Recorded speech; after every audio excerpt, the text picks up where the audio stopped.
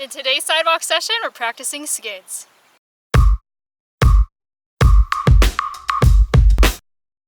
Today's episode is brought to you by Helmetor. They make awesome little racks that you can hang your helmet on, keeps it nice and safe, doesn't get damaged in transit or storage. Make sure you watch all the way to the end to find out how you can win a set of 4 Helmetors.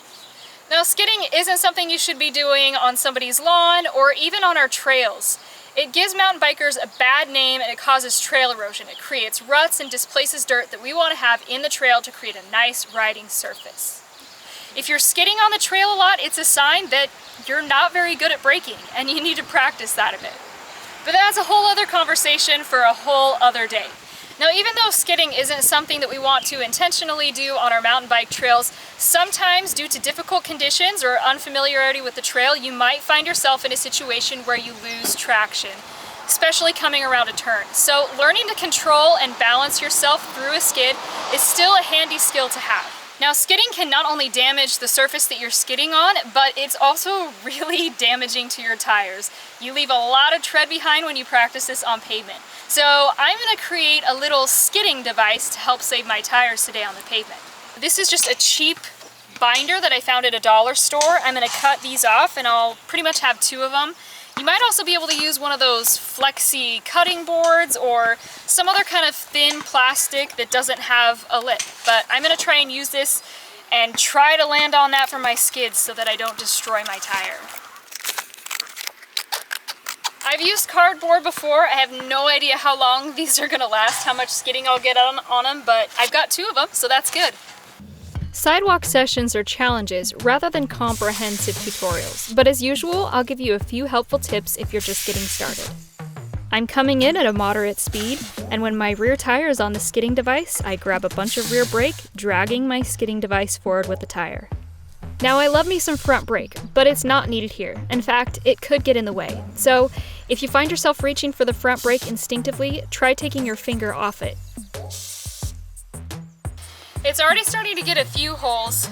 The real challenge for me is just aiming and hitting such a small target. But, you know, that's why we sidewalk session is to practice. Have fun with it. See how far you can drag your skidding device in a single skid. Try skidding on a turn and see if you can hit a target like a water bottle with your rear tire.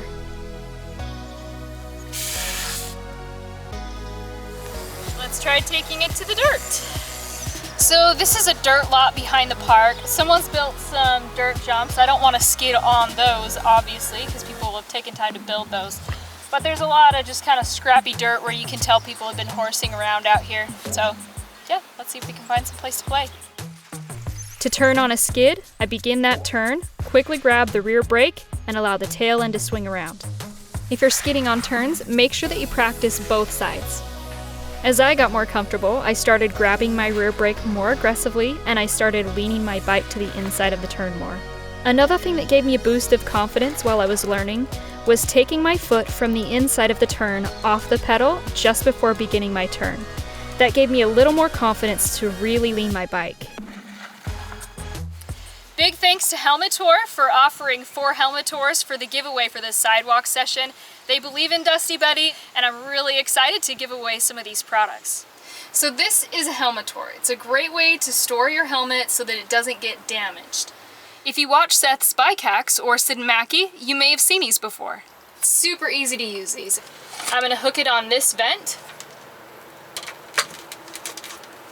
I'm just going to pull it forward, pull it off the front hook, move it back, slide it off the back hook. So this part here has a little hole that you can stick a lock in. So if you look on the inside of my helmet here, you can see that hole. You could place a carabiner or a lock in there so that it can't come off. The creators of Helmetor have experimented with lots of different compounds, and they found a great one that allows this to spring back to its original shape again and again so that you get a snug fit for your helmet so it's not going to go anywhere. It's UV and heat resistant, and these little bad boys are pretty durable and they do a fantastic job. One lucky winner of the giveaway is going to get a set of 4 Helmetors. If you didn't win, don't worry, I'll post a link below where you can get your Helmetor. So to win the giveaway for this sidewalk session, all you have to do is film yourself practicing the skills in this sidewalk session and post a link to the video in the comments below. That's it. It's a random giveaway. You don't have to be the biggest and baddest. Just share your video and you're entered to win. I'll be selecting a lucky winner on June 4th, so make sure that you post your videos by then. Have fun with it, stay safe, and get dusty.